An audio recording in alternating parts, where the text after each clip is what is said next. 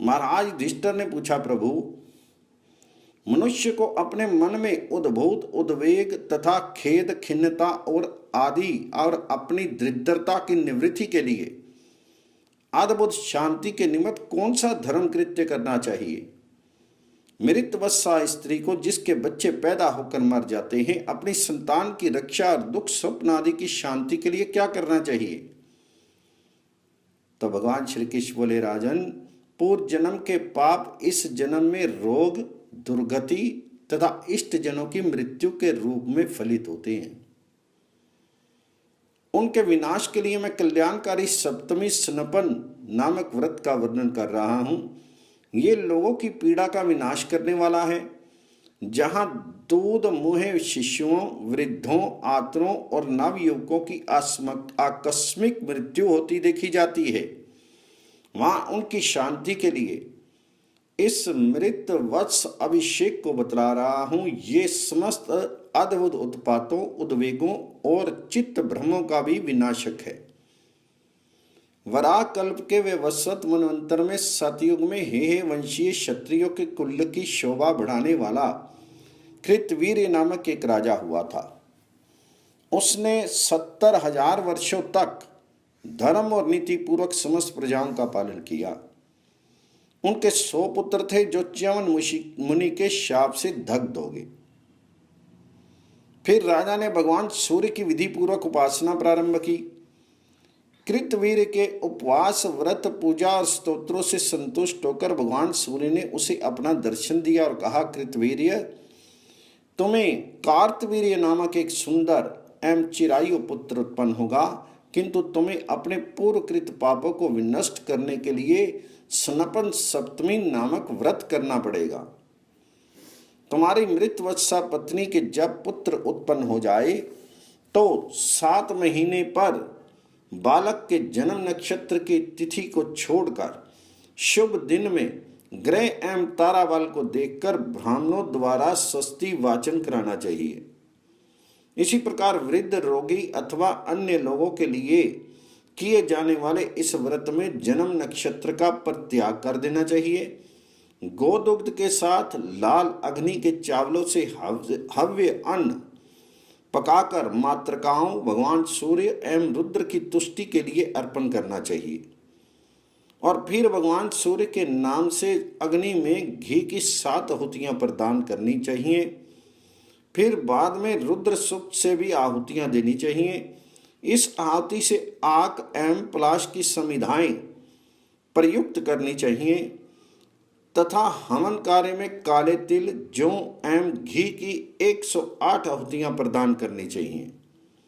हवन के बाद शीतल गंगा जल से स्नान करना चाहिए। तदनंतर हाथ में कुश लिए हुए विदग्ध ब्राह्मण द्वारा चारों कोनों में 4 सुंदर कलश स्थापित कराएं। पुनः उसके बीच में छिद्र रहित 5वां कलश स्थापित करें। उसे दही अक्षर से विभूषित करके सूर्य संबंधी 7 ऋचाओं से अभिमंत्रित कर दें। फिर उसे तीर्थ जल से भरकर उसमें रत्न या स्वर्ण डाल दें।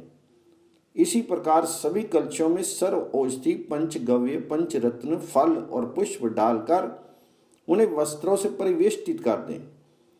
फिर हाथीसार, घुड़साल, बिमोट, नदी के संगम, तालाब, गौशाला और राजद्वार, इन 7 जगहों से शुद्ध मृतिका लाकर उन सभी कलशों में डाल दें।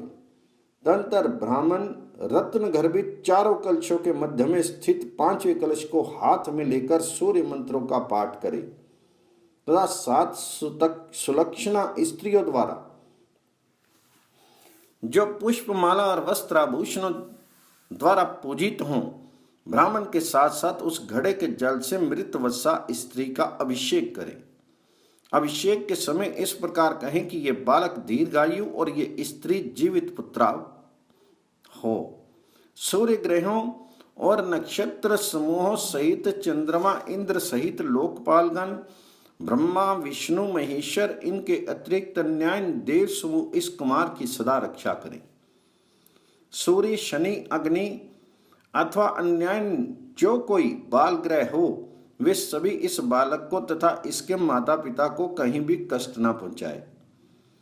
अभिषेक के पश्चात वह स्त्री श्वेत वस्त्र धारण करके अपने बच्चे और पति के साथ उन 7 स्त्रियों की भक्ति पूर्वक पूजा करे। पुनः गुरु की पूजा करके धर्मराज की स्वर्ण में प्रतिमा ताम्र पात्र के ऊपर स्थापित करके गुरु को निवेदित कर दे। इस प्रकार कृपणता छोड़कर अन्य ब्राह्मणों का भी वस्त्र, स्वर्ण, रथ समूह आदि से पूजन करके उन्हें घी और खीर सहित भक्ष्य पदार्थों का भोजन कराएं। भोजन के उपरांत गुरुदेव को बालक की रक्षा के लिए इन मंत्रों का उच्चारण करना चाहिए कि ये बालक दीर्घायु हो और 100 वर्षों तक सुख का उपभोग करे।